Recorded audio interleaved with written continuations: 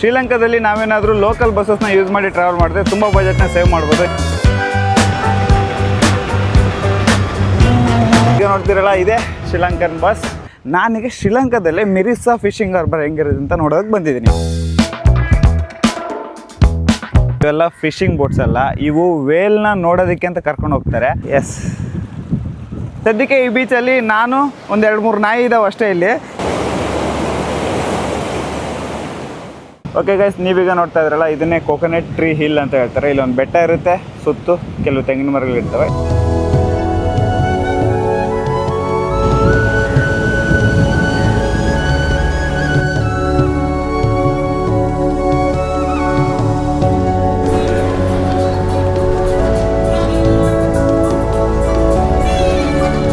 Good morning from ಗಾಲಿ KTR road. ಇಲ್ಲೇ ನಾನು ಸ್ಟೇ ಆಗಿದ್ದು. ಹಿಂದೆ ಅಲ್ಲಿ ಡೋರ್ಮೆಂಟ್ರಲ್ಲಿದ್ದೆ. ಇಂದಿನ ವಿಡಿಯೋದಲ್ಲಿ ನಾನು ಕೊಲಂಬೋಯಿಂದ ಬ್ಯೂಟಿಫುಲ್ ಟ್ರೈನ್ ಜರ್ನಿ ಮಾಡ್ಕೊಂಡು ಬಂದೆ ಇಲ್ಲಿಗೆ. ಸೊ ನೀವು ಯಾರಾದ್ರೂ ಆ ವಿಡಿಯೋ ನೋಡಿಲ್ಲ ಅಂದರೆ ಹೋಗಿ ನೋಡ್ಕೊಂಬನ್ನಿ. ಸೊ ಈಗ ನಾನು ಮೆರಿಸಾಗೆ ಹೋಗ್ತಾ ಇದ್ದೀನಿ. ಮೆರಿಸಾ ಹತ್ರ ಒಂದು ಫಿಶಿಂಗ್ ಹಾರ್ಬರು ಮತ್ತು ಏನೋ ಸ್ವಲ್ಪ ಪ್ಲೇಸಸ್ ಇದಾವಂತೆ. ಅವನ್ನ ನೋಡಿಕೊಂಡು ಮತ್ತೆ ನಾನು ಬಸ್ ಜರ್ನಿ ಮಾಡಿಕೊಂಡು ಎಲ್ಲಾಗ ಹೋಗ್ಬೇಕು. ಸೊ ನೋಡೋಣ ಹೆಂಗಿರುತ್ತೆ ಅಂತ.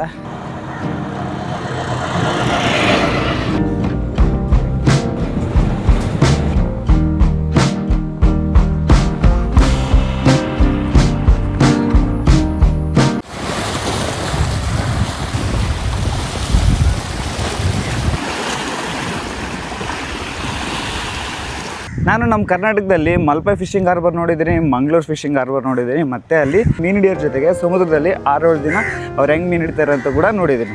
ಸೊ ಅದು ತುಂಬ ಇಂಟ್ರೆಸ್ಟ್ ನನಗೆ, ಸಮುದ್ರದಲ್ಲಿ ಯಾವ ಥರ ಮೀನು ಹಿಡಿತಾರೆ, ಬೋಟ್ಸ್ ಹೆಂಗಿರ್ತವೆ ಅಂತ. ಸೊ ಅದಕ್ಕೋಸ್ಕರ ನಾನೀಗ ಶ್ರೀಲಂಕಾದಲ್ಲೇ ಮಿರಿಸಾ ಫಿಶಿಂಗ್ ಹಾರ್ಬರ್ ಹೆಂಗಿರುತ್ತೆ ಅಂತ ನೋಡೋದಕ್ಕೆ ಬಂದಿದ್ದೀನಿ.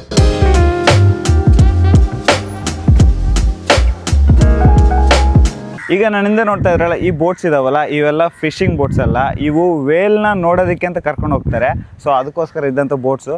ಸದ್ಯಕ್ಕೆ ಇವೆಲ್ಲ ಹಳೆಯವು ನೋಡ್ತಿರಲ್ಲ, ಅಲ್ಲಿಂದ 1, 2, 3, 4 ಮತ್ತು ಆ ಕಡೆ ಎಲ್ಲ ಹೊಸವೆಲ್ಲ ಇದ್ದಾವೆ. ಸೊ ಒಬ್ರಿಗೆ ಬಂದ್ಬಿಟ್ಟು ಹತ್ತತ್ರ ನಮ್ಮ ಇಂಡಿಯನ್ ರುಪೀಸಲ್ಲಿ 2,000-3,000 ಚಾರ್ಜ್ ಮಾಡ್ತಾರಂತೆ ವೇಲ್ನ ನೋಡೋದಕ್ಕೆ ಕರ್ಕೊಂಡು ಹೋಗ್ತಾರೆ. ಬೆಳಿಗ್ಗೆ 6:30 ಬಿಡ್ತಾರೆ. ಟೋಟಲಾಗಿ 3-4 ಅವರ್ ಆಗುತ್ತಂತೆ ಜರ್ನಿ. ವೇಲ್ ಕಾಣಿಸಿದ್ರೆ ಕಾಣಿಸ್ತು, ಇಲ್ಲ ಅಂದರೆ ಇಲ್ಲ, ಬಟ್ ಅಲ್ಲಿಗೆ ಹೋಗ್ತಾರೆ ತುಂಬ ಜನ. ಸೊ ಅದಕ್ಕೋಸ್ಕರ ಇದ್ದಂಥ ಬೋಟ್ಗಳು. ಇನ್ನು ಫಿಶಿಂಗ್ ಬೋಟ್ಸ್ ಎಲ್ಲ ಆ ಕಡೆ ಇದ್ದಾವೆ. ಸೊ ನಾನು ಸುಮ್ಮನೆ ಹಿಂಗೆ ನಡ್ಕೊಂಡು ಹೋಗ್ತಾ ಇದ್ದೀನಿ ಏನೈತೆ ಅಂತ ನೋಡೋಕ್ಕೆ. ಈಗ ಈಗ ನೋಡ್ತಾ ಇದ್ರಲ್ಲ ಇದು ಬಂದ್ಬಿಟ್ಟು ಫಿಶಿಂಗ್ ಬೋಟು. ಹೆಂಗಿದೆ ನೋಡಿ, ಫಸ್ಟ್ ಟೈಮ್ ನೋಡ್ತಾ ಇರೋದು ಈ ಥರದ ಬೋಟು. ಇಲ್ಲಿ ಸೈಡಲ್ಲಿ ಏನೋ ಐತೆ, ಇದೇನಕ್ಕೆ ಐತೆ ಅಂತ ಗೊತ್ತಿಲ್ಲ, ಮೇ ಬಿ ಸಪೋರ್ಟ್ಗೆ ಈ ಕಡೆನೂ ಇರಬೇಕಿತ್ತು. ಬಟ್ ತುಂಬ ಯುನೀಕ್ ಅನ್ನಿಸ್ತೈತೆ ಈ ಫಿಶಿಂಗ್ ಬೋಟ್ಸ್ ಫಸ್ಟ್ ಟೈಮ್ ನೋಡ್ತಾ ಇರೋದು. ಸಖತ್ತಾಗೈತೆ. ಅಣ್ಣ ಯಾರೋ ಮೀನು ಹಿಡಿತಾವ್ರಿ ಇಲ್ಲಿ, ನೋಡೋಣ ಮೀನು ಹಿಡಿತಾರೋ ಇಲ್ವೋ.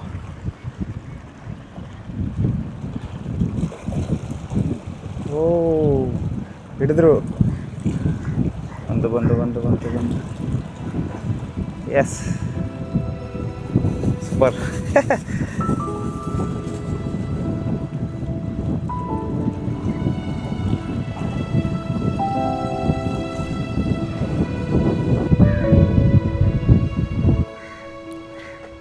ನಮ್ಮ ಕರ್ನಾಟಕದಲ್ಲಿ ಫಿಶಿಂಗ್ ಹಾರ್ಬರಲ್ಲಿ ಬೆಳಿಗ್ಗೆ 9-10 ಗಂಟೆ ಆದರೂ ಕೂಡ ಫುಲ್ಲು ಮೀನು ಇರುತ್ತೆ.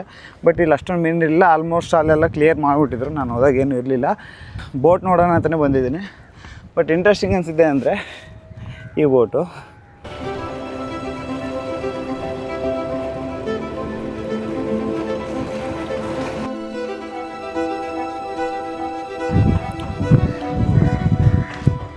ಇದು ಫಿಶಿಂಗ್ ಬೋಟು, ತುಂಬ ದೊಡ್ಡದು ಇದು. ಇಲ್ಲಿ ಸದ್ಯಕ್ಕೆ ಇಲ್ಲಿ ದೊಡ್ಡದು. ನಮ್ಮ ಕಡೆ ಪರ್ಷಿಯನ್ ಬೋಟ್ ಅಂತ ಇರುತ್ತೆ, ಮತ್ತು ಇನ್ನೊಂದು ಡಿಫ್ರೆಂಟ್ ಯಾವುದೋ ನೇಮ್ ಇರುತ್ತೆ.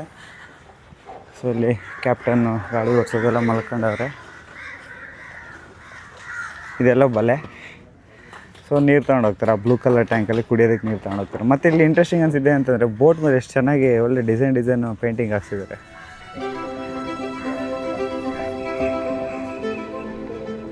ಒಳಗಡೆ ಬರ್ತಾ ಸ್ಮೆಲ್ಲು ಜಾಸ್ತಿ ಆಯಿತು, ಬಿಸಿಲು ಜಾಸ್ತಿ ಆಯಿತು.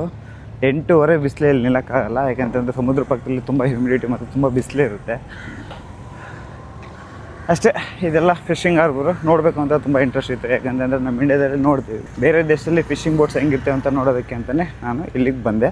ತುಂಬ ಜನ ಆಶ್ಚರ್ಯ ಆಗ್ತಾರೆ. ಆಲ್ಮೋಸ್ಟ್ ಅಲ್ಲಿ ಯಾರೂ ಟೂರಿಸ್ಟ್ಗಳು ಬರೋಲ್ಲ, ಬಟ್ ನಾನು ಇಲ್ಲಿ ಬಂದಿದ್ದೀನಿ.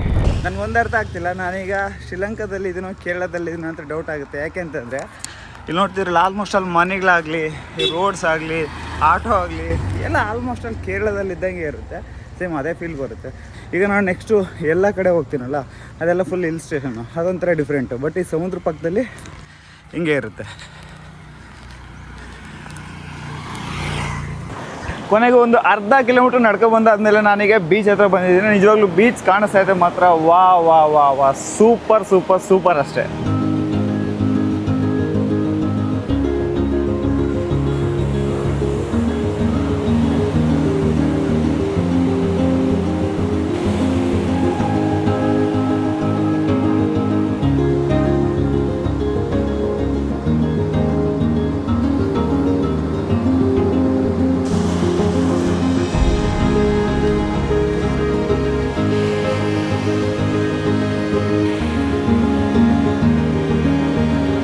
ಈ ಬೀಚಲ್ಲಿ ನಾನು ಒಂದು 2-3 ನಾಯಿ ಇದ್ದಾವೆ ಅಷ್ಟೇ ಇಲ್ಲಿ. ಯಾಕೆಂತಂದರೆ ಶ್ರೀಲಂಕಾದಲ್ಲಿ ಈಗ ಆಫ್ ಸೀಸನ್ ಅಂತೆ, ಅದಕ್ಕೋಸ್ಕರ ಅಂತ ನೀವು ಯಾವ ಬೀಚ್ ಹತ್ರ ಹೋದ್ರೂ ಕೂಡ ಜಾಸ್ತಿ ಟೂರಿಸ್ಟ್ಗಳು ಕಾಣಲ್ಲ. ಬಟ್ ಸದ್ಯಕ್ಕೆ ನಾನು ಒಬ್ಬನೇ ಇರೋದಿಲ್ಲಿ. ಅಲ್ಲೊಂದು ನಾಯಿ ಮಲ್ಕೊಂಡೈತೆ ಕ್ಯೂಟಾಗಿ. ನೀರು ಗಿಳಿಯೇನ ಅಂತಂದರೆ ಇಲ್ಲಿ ಸ್ವಲ್ಪ ಡೇಂಜರ್ ಅಂತೆ. ಯಾಕೆಂತಂದರೆ ಈಗ ನೋಡ್ತಿದ್ರಲ್ಲ ಇದು ಸ್ವಲ್ಪ ಗುಂಡಿ ಐತೆ, ಅಂದರೆ ಒಂಥರ ಇಲ್ಲೆಲ್ಲ ಫುಲ್ ಕಲ್ಲಿದ್ದಾವೆ, ಅಲ್ಲಿ ತುಂಬ ಜೋರಾಗಿ ಬರ್ತಾ ಇದ್ದಾವೆ ನೋಡಿರಿ. ಇನ್ನು ಇಲ್ಲೆಲ್ಲ ಫುಲ್ಲೆಲ್ಲ ಕೆಫೇಸ್ ಇದ್ದಾವೆ. ಸೊ ಆರಾಮಾಗಿ ಫಾರಿನರ್ಸ್ ಎಲ್ಲ ಬಂದು ಇಲ್ಲೇ ಜಾಸ್ತಿ ಟೈಮ್ ಸ್ಪೆಂಡ್ ಮಾಡೋದು.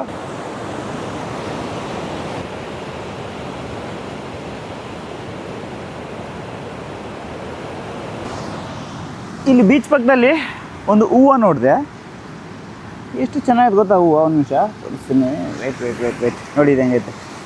ವಾವ್, ಇಲ್ಲೇ ಸಿಕ್ಕಿದ್ರು ಸುಮಾರು ಹೂವುಗಳು ಬಿದ್ದಾವೆ ಇಲ್ಲಿ.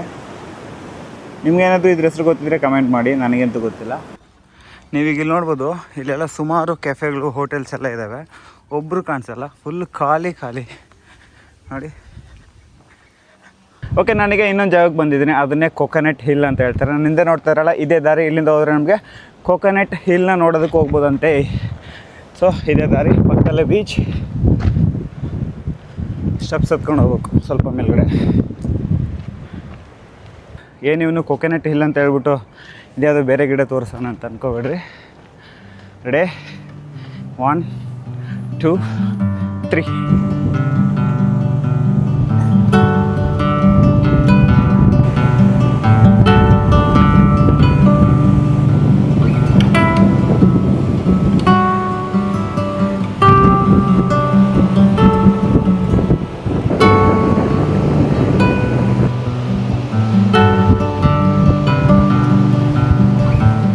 ಓಕೆ ಗೈಸ್, ನೀವೀಗ ನೋಡ್ತಾ ಇದ್ರಲ್ಲ, ಇದನ್ನೇ ಕೊಕೊನಟ್ ಟ್ರೀ ಹಿಲ್ ಅಂತ ಹೇಳ್ತಾರೆ. ಇಲ್ಲೊಂದು ಬೆಟ್ಟ ಇರುತ್ತೆ, ಸುತ್ತು ಕೆಲವು ತೆಂಗಿನ ಮರಗಳಿರ್ತವೆ. ಇದನ್ನು ನೋಡೋದಕ್ಕೆ ಅಂತಲೇ ಜನ ಬರ್ತಾರೆ. ಆ್ಯಕ್ಚುಲಿ ತುಂಬ ಜನ ಇಲ್ಲಿ ಫೋಟೋಸ್ ತಕ್ಕಂತಾರೆ. ಮತ್ತು ಇಲ್ಲಿಂದ ವ್ಯೂ ನೋಡಿ ಎಷ್ಟು ಚೆನ್ನಾಗುತ್ತೆ. ಇಲ್ಲಿಂದ ಮತ್ತು ಅಲ್ಲಿ ದೂರ ನಾನು ಹೋಗಿದ್ನಲ್ಲ, ಅಲ್ಲಿದ್ದೀನಿ ನಾನು. ಅಲ್ಲಿಂದ ಬಸ್ ಹತ್ಕೊಂಡು ಮತ್ತು ನಾನು ಈಗ ಇಲ್ಲಿಗೆ ಬಂದಿದ್ದೀನಿ. ಇಲ್ಲಿ ಇನ್ನೊಂದು ಇಂಟ್ರೆಸ್ಟಿಂಗ್ ಏನು ಗೊತ್ತಾ, ನಾವೇನಾದರೂ ಬೀಚ್ಗೆ ಹೋಗಬೇಕು ಅಂತಂದರೆ ಅಲ್ಲಿ ಬೀಚ್ಗೆ ಹೋಗೋದಕ್ಕೆ ದಾರಿನೇ ಇಲ್ಲ. ಯಾಕೆಂತಂದರೆ ಆಲ್ಮೋಸ್ಟ್ ಅಲ್ಲಿ ಇಲ್ಲಿಂದ ಆ ಲಾಸ್ಟ್ ಎಂಡ್ವರೆಗೂ ಫುಲ್ ಹೋಟೆಲ್ಸ್ ಇರ್ತವೆ. ಎಲ್ಲೋ 1 ಕಿಲೋಮೀಟ್ರಿಗೂ 2 ಕಿಲೋಮೀಟ್ರಿಗೂ ಒಂದು ಚಿಕ್ಕದಾಗಿ ದಾರಿ ಇರುತ್ತೆ ಬೀಚ್ಗೆ ಹೋಗೋದಕ್ಕೆ. ಸೊ ನಾರ್ಮಲಾಗಿ ಬೀಚ್ ಅಂದ ತಕ್ಷಣ ಎಲ್ಲಂದ್ರೆಲ್ಲ ನಾವು ಆ್ಯಕ್ಸಸ್ ಇರುತ್ತಲ್ವ. ಸೊ ಆ ಥರ ಅಲ್ಲ ಇಲ್ಲಿ. ನೀವೇನಾದರೂ ಆ ಥರ ಬೀಚ್ಗೆ ಆ್ಯಕ್ಸಸ್ ತೊಗೋಬೇಕು ಅಂತಂದರೆ ಹೋಟೆಲಲ್ಲಿ ಸ್ಟೇ ಆಗಬೇಕು ಮತ್ತು ಬೀಚ್ ಹತ್ರ ಹೋಗಬೇಕು. ಸೊ ಇದೊಂದು ತುಂಬ ಡಿಫ್ರೆಂಟ್ ಅನ್ನಿಸ್ತು. ಯಾಕೆಂತಂದರೆ ಈಗ ನಾನೀಗ ಇಲ್ಲಿಂದ ಬೇರೆ ಕಡೆ ಹೋಗಬೇಕು, ಜಸ್ಟ್ ನಾನು ಬೀಚ್ ನೋಡಬೇಕು ಅಂತಂದರೆ ಅಲ್ಲೆಲ್ಲೂ ದಾರಿ ಇಲ್ಲ ನನಗೆ. ಬಂದರೆ ನಾನು ಹಿಂಗೆ ಬರಬೇಕು. ಸೊ ಕೆಲವು ದಾರಿ ಇರ್ತವೆ, ಅದರಲ್ಲೇ ಬರಬೇಕು. ಬಟ್ ಈ ಜಾಗಕ್ಕೆ ಬಂದು ತುಂಬಾ ಖುಷಿ ಆಯಿತು. ನನ್ನಿಂದ ನೋಡಿ ಎಷ್ಟು ತೆಂಗಿನ ಮರಗಳಿದ್ದಾವೆ. ಇದರಲ್ಲೇನು ಕಾಯಿ ಬಿಡೋದೇನು ಡೌಟ್, ಯಾಕಂತಂದರೆ ಎಲ್ಲ ಒಂದರಲ್ಲೂ ಒಂದು ಕಾಯಿ ಕಾಣಿಸ್ತಾ ಇಲ್ಲ. ಬಟ್ ಇಲ್ಲಿ ಫೋಟೋ ತಗೊಳ್ಳೋದಕ್ಕೆ ಅಂತ ಜನ ಬರ್ತಾರೆ.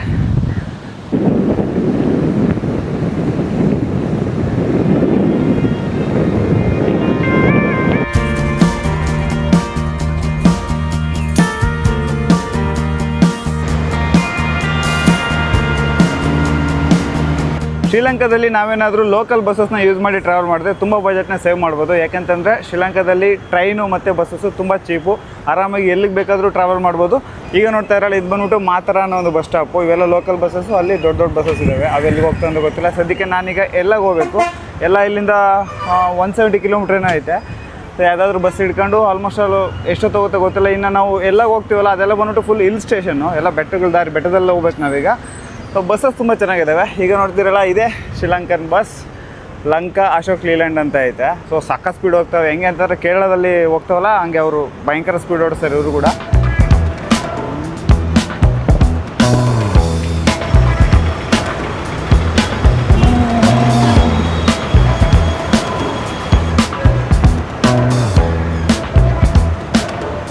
ಸೊ ಇಲ್ಲಿ ಬೋರ್ಡ್ ಹಾಕಿದ್ದಾರೆ, ಇದು ಬಂದ್ಬಿಟ್ಟು ಮೆದಿನಿಯಾ, ತಂಗಾಂಗ್ಲಾ, ಡಿಫ್ರೆಂಟ್ ಹೆಸರಿದ್ದಾವೆ. ನಾನೀಗ ಎಲ್ಲ ಹೋಗಬೇಕು. ನೂರೇಲಿಯಾ ಮತ್ತು ಬದುಲ್ಲಾ ಕಡೆ ಹೋಗೋ ಬಸ್ಸಸ್ ಹೋಗ್ತಾವಂತೆ. ಈ ಬಸ್ ಹೋಗುತ್ತಂತೆ ವೆಲಾಲಯ ಅನ್ನೋ ಒಂದು ಸ್ಟಾಪ್ಗೆ. ಅಲ್ಲಿಂದ ಮತ್ತೆ 1 ಅವರ್ ಜರ್ನಿ ಮಾಡ್ಕೋಬೇಕು. Let's go. ಬಸ್ಸೇನೋ ಸ್ಟಾರ್ಟ್ ಆಯಿತು. ಇಲ್ಲಿಂದ ಟೋಟಲ್ ಆಗಿ ನಾನೀಗ ಎಲ್ಲಕ್ಕೆ ಹೋಗಲ್ಲ, ವೆಲಾಲಯ ಅನ್ನೊಂದು ಊರಿಗೆ ಹೋಗ್ತಾ ಇದ್ದೀನಿ. ಅದು 4 ಅವರ್ ಜರ್ನಿ.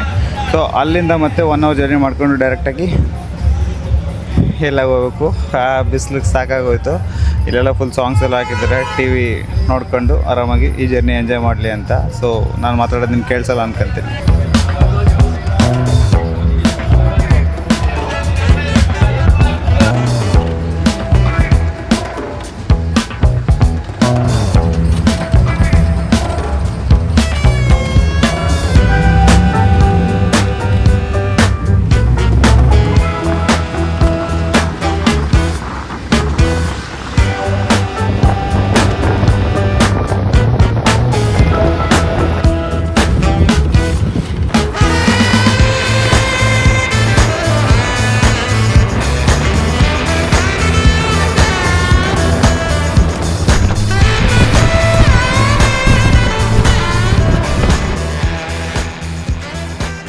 ಇದೇ ವೆಲಾಲಯ ಬಸ್ ಸ್ಟಾಪು.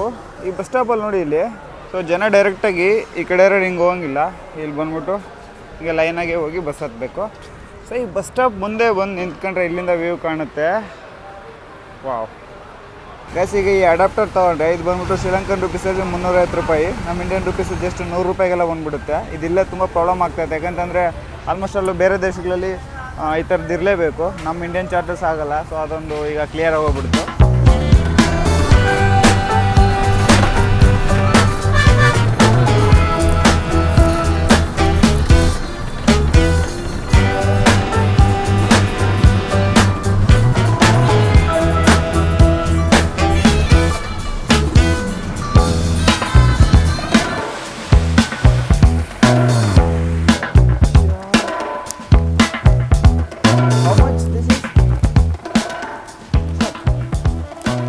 ಓಕೆ, ಟೈಮ್ ಈಗ 8:30 ಆಗುತ್ತೆ. ಸೊ ನಾನು ಇಲ್ಲಿಗೆ ಬಂದಿದ್ದು ಕರೆಕ್ಟಾಗಿ 4 ಗಂಟೆಗೇನೋ. 4 ಗಂಟೆಗೆ ಬಂದು ಮಲಗ್ದಾನೆ, ಈಗ ಎದ್ದಿದ್ದೀನಿ. ಸೊ ಸದ್ಯಕ್ಕೆ ನಾನಿರೋ ಹಾಸ್ಟೆಲಲ್ಲಿ ಒಬ್ಬರು ಇಲ್ಲ, ಫಾರಿನರ್ಸ್ ಒಂದು ಇಬ್ಬರೇ ಇರ್ಬೋದಷ್ಟೇ. ಅವರು ಕೂಡ ಎಲ್ಲ ಹೊರಗಡೆ ಹೋದ್ರು. ಈಗ ಶ್ರೀಲಂಕಾದಲ್ಲಿ ಆಫ್ ಸೀಸನ್ ಇರೋ ಕಾರಣದಿಂದ ಫುಲ್ ಎಲ್ಲ ಶ್ರೀಲಂಕಾನೇ ಖಾಲಿ ಹೊಡಿತೈತೆ. ನಾನೀಗಿರೋದು ಎಲ್ಲದಲ್ಲಲ್ವ, ಇದೊಂದು ದೊಡ್ಡ ಹಿಲ್ ಸ್ಟೇಷನು. ನನ್ನ ಮುಂದೆನೂ ಒಂದು ದೊಡ್ಡ ಬೆಟ್ಟ ಐತೆ, ಬಟ್ ಅದಕ್ಕೆ ಕಾಣಲ್ಲ, ಬೆಳಿಗ್ಗೆ ತೋರಿಸ್ತೀನಿ. ಮತ್ತು ನಾನು ಇಲ್ಲಿಂದ ಎದ್ದು ಬೆಳಿಗ್ಗೆ ಒಂದು ಟ್ರೆಕ್ಕಿಂಗ್ ಹೋಗಬೇಕು. ಅದು ಇಲ್ಲಿಂದ 120 ಕಿಲೋಮೀಟ್ರ್ ಐತೆ. ಸೊ ಮತ್ತು ಈ ಎಲ್ಲ ಅನ್ನೋದು ಏನಕ್ಕೆ ಫೇಮಸ್ ಅಂತಂದರೆ, ತುಂಬ ಜನ ಇಲ್ಲಿಂದ ಕೊಲಂಬೋಯಿಂದ ಎಲ್ಲಾಗೆ ಕ್ಯಾಂಡಿ ಟು ಎಲ್ಲ ಅಂತ ಹೇಳ್ಬಿಟ್ಟು ಪ್ರಪಂಚದಲ್ಲೇ ಮೋಸ್ಟ್ ಬ್ಯೂಟಿಫುಲ್ ಟ್ರೈನ್ ಜರ್ನಿ ಅಂತ ಹೇಳ್ತಾರೆ. ಅದನ್ನು ಮಾಡೋದಕ್ಕೆ ಅಂತಲೇ ಬರ್ತಾರೆ ಜನ.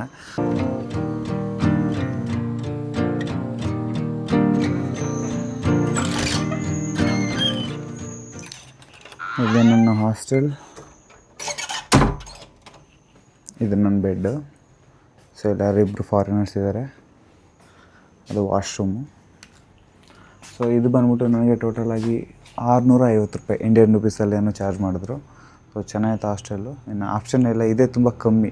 ನೀವು ಶ್ರೀಲಂಕಾದಲ್ಲಿ ಆಲ್ಮೋಸ್ಟ್ ಆಲ್ ಎಲ್ಲಿಗೆ ಹೋದ್ರು ಕೂಡ ಮಿನಿಮಮ್ಮು ಒಂದು 600 ರೂಪಾಯಿಂದ ಒಂದು 700 ರೂಪಾಯಿ ಇರುತ್ತೆ ಡೋರ್ಮೆಟ್ರಿ ಪ್ರೈಸಸ್. ಬಟ್ ನಮ್ಮ ಇಂಡಿಯಾದಲ್ಲಿ ಹೆಂಗಂದರೆ ಒಂದು 300 ರೂಪಾಯಿ, 250 ರೂಪಾಯಿ, 400 ರೂಪಾಯಿ ಕೂಡ ಡೋರ್ಮೆಟ್ರಿ ಸಿಗ್ತದೆ. ಸೊ ಬಟ್ ಶ್ರೀಲಂಕಾ ಹಂಗಲ್ಲ. ಎಲ್ಲ ಕಿತ್ತಾಕ್ಬಿಟ್ಟಿದ್ದೀನಿ. ಸೊ ಬ್ಯಾಗ್ ಈಗ ಎಡಿಟಿಂಗ್ ಸ್ಟಾರ್ಟ್ ಮಾಡಬೇಕು. ಚೆನ್ನಾಗೈತೆ, ಎ ಸಿ ಐತೆ ಫಸ್ಟಲ್ಲಿ. ಸೊ ನನ್ನ ಹತ್ರ ಶ್ರೀಲಂಕನ್ ಕರೆನ್ಸಿ ಬಂದ್ಬಿಟ್ಟು ಇಷ್ಟೈತೆ ಕ್ಯಾಶು. ಇದರಲ್ಲಿ ಸ್ಟಾರ್ಟಿಂಗೆ 5,000 ರೂಪಾಯಿ ನೋಟಿದ್ದು. ಇದು ಬಂದ್ಬಿಟ್ಟು ನಮ್ಮ ಇಂಡಿಯನ್ ರುಪೀಸಲ್ಲಿ 1417 ರೂಪಾಯಿ ಆದರೆ ಶ್ರೀಲಂಕನ್ ರುಪೀಸು 5,000 ರೂಪಾಯಿ. ಓಕೆ, ಇದು ಬಂದ್ಬಿಟ್ಟು 100 ರುಪೀಸ್ ನೋಟು ಹೆಂಗಿದೆ ನೋಡಿ. ಸೊ ಇಲ್ಲಿ ಸ್ವಲ್ಪ ಕ್ಯಾಶ್ ಇಟ್ಕೊಂಡು ಸಡನ್ನಾಗಿ ಯಾರಾದರೂ ಕೇಳಿದಾಗ ನಾನು ಹೆಂಗೆ ತೆಗೆದು 1, 2 ಲೆಕ್ಕಾಚಾರ ಮಾಡಿ ಕೊಡೋಷ್ಟೊತ್ತು ಸಾಕಾಗೋಗುತ್ತೆ. ಸೊ ಮೇಯ್ನು 5,000 ರೂಪಾಯಿ ನೋಟ್ ತುಂಬ ಇಂಪಾರ್ಟೆಂಟು. ಇವಿದ್ದರೆ ಆರಾಮಾಗಿ ಒಂದೇ ಸೇರಿ ಕೊಟ್ಬಿಡ್ಬೋದು. ಚಿಲ್ಲರೆ ಇದ್ರೂ ಕಷ್ಟ. ನಾನು ಯಾಕೆ ಇಷ್ಟು ನಿಧಾನಕ್ಕೆ ಮಾತಾಡ್ತಾ ಇದ್ದೀನಿ ಅಂದರೆ, ನನ್ನ ಪಕ್ಕದ ಬೆಡ್ಡಲ್ಲಿ ಒಬ್ಬರು ಮಲಗಿದ್ದಾರೆ, ಡಿಸ್ಟರ್ಬ್ ಆಗುತ್ತೆ ಅಂತ ಹೇಳ್ಬಿಟ್ಟು ನಿಧಾನಕ್ಕೆ ಮಾತಾಡ್ತಾ ಇದ್ದೀನಿ. ಬಟ್ ಹೊರಗಡೆ ಆದರೆ ಗೊತ್ತಿಲ್ಲ ನನ್ನ ವಾಯ್ಸ್ ಹೆಂಗಿರುತ್ತೆ ಅಂತ. ಸೊ ಇಲ್ಲಿಗೆ ಈ ವಿಡಿಯೋನ ಮುಗಿಸ್ತೀನಿ ಗೈಸ್. ಈ ವಿಡಿಯೋ ನಿಮ್ಗೆ ಏನಾದರೂ ಇಷ್ಟ ಆಗಿದ್ದರೆ ಒಂದು ಲೈಕು, ಶೇರು, ಸಬ್ಸ್ಕ್ರೈಬ್ ಮಾಡಿ. ಇಷ್ಟ ಆಗಿಲ್ಲ ಅಂದರೆ ಮಿಸ್ ಮಾಡ್ದಂಗೆ ಒಂದು ಡಿಸ್ಲೈಕ್ ಆದರೂ ಮಾಡಿ. ಸಿಗೋಣ ಮತ್ತೆ ನೆಕ್ಸ್ಟ್ ವಿಡಿಯೋದಲ್ಲಿ. ಅಲ್ಲಿವರೆಗೂ ಟಾಟಾ, ಟೇಕ್ ಕೇರ್.